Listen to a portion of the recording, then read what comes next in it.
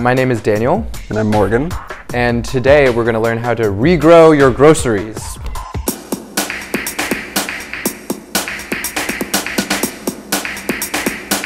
Going to your grocery store may be easier, but for most of us, consuming pesticide residue is not ideal. You can shave a few bucks off your organic grocery bill by regrowing the scraps from your favorite staples. And this way, you know where your food's coming from. So starting with the apple, we're just going to dive right in. Cutting it lengthways. That's right. The strange thing about these seeds that we're harvesting, and obviously we're going to eat the apple, is that they revert. So if you try and grow these seeds, you're going to end up with something like a crab apple. Great. So here we have the seeds of the apple tree. So how do we grow an apple tree? Well, we can start these, but like I said, they're a previous generation of the genetic material. So what you want to do is actually take cuttings from a nursery and graft them to crab apple trees in your region. That sounds kind of complicated.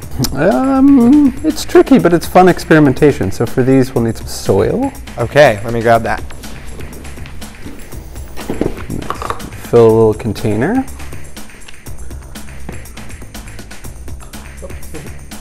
Here's the soil. That's great. So a lot of this is about observation and your imagination. And so I'm putting these seeds in the soil, but what I'm actually going to do, it's a bit strange. I'm going to put them in the freezer. Because in nature, what happens is they need that freezing cycle to be able to grow. Okay. So this is what we're going to do. Put them in a little bit of soil so they're covered. Burying them a little bit.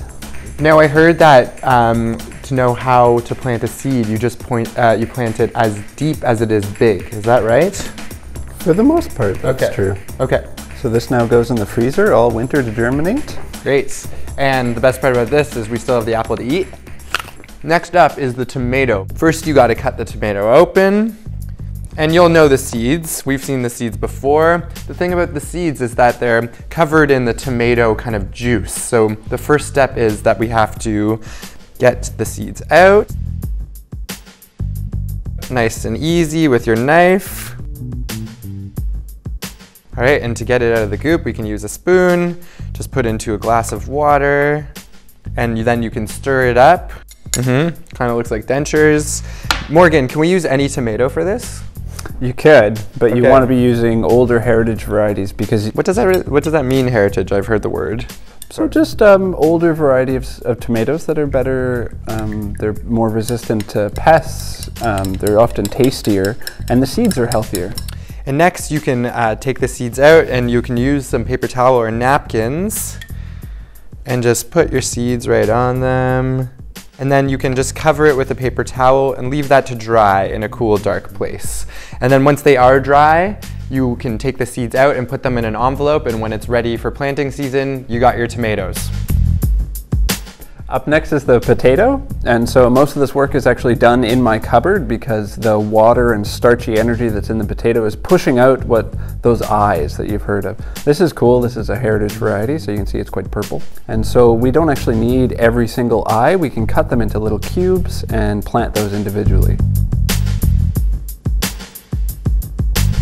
Take a smaller piece like this.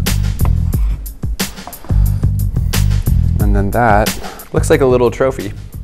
That will go into soil. You can put it in the pot, make a little hole for it, and what you want to do is just bury it deep enough so that the soil is covering the very bottom of the stalk, so it's standing up by itself like that.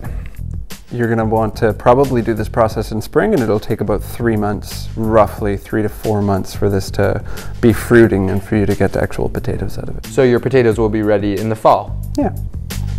So next is avocado. You're just going to take the seed out and eat the rest of the fruit. That's kind of the whole point of all of this. And the seed in this one would be the pit, right? That's right. Okay. That's right, same thing. Cool. So we're just going to cut into it and leave it in water.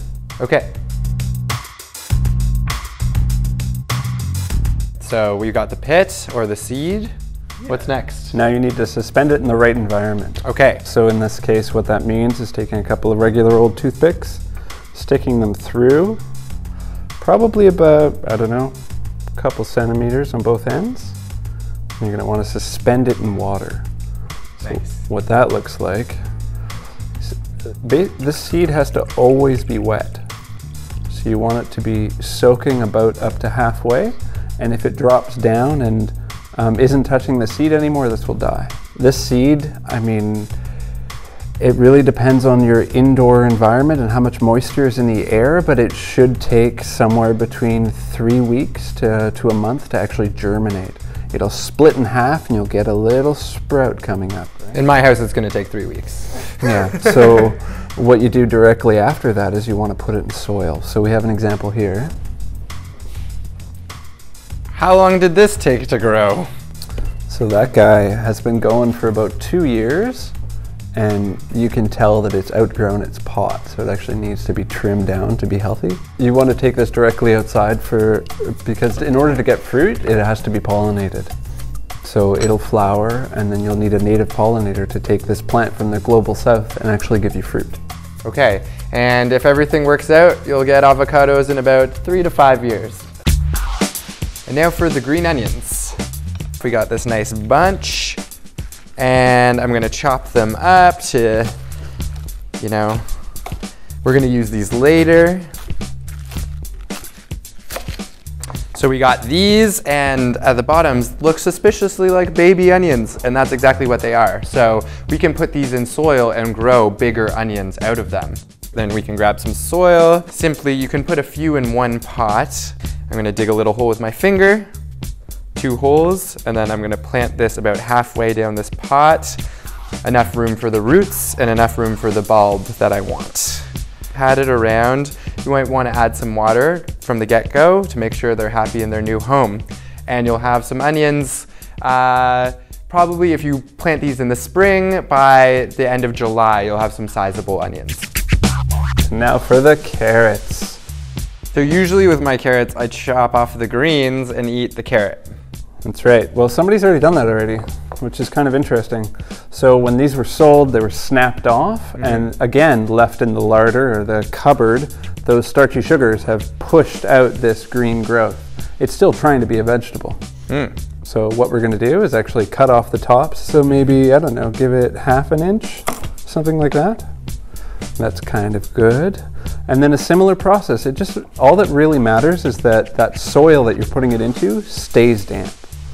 We're going to stick this in, and you can start these inside. So again, you can start this in something like March, and then put them out into your garden, put them into your window farm, whatever kind of setup you have. And every great meal needs some garlic.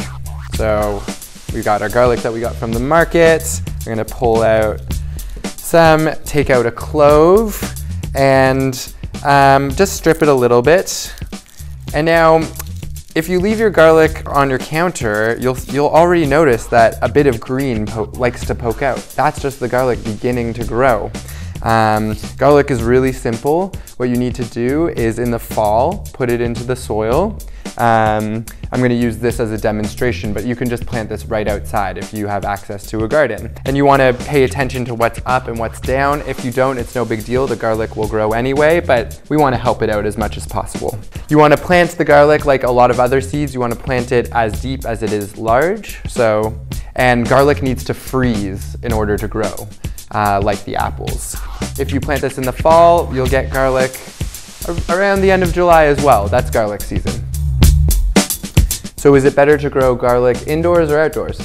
Definitely outdoors. Garlic's a plant that really needs full sun, and you can grow it in the shade a little bit, but what's going to happen is it's going to be tiny. So you want nice big fat garlic. Delicious garlic bulbs.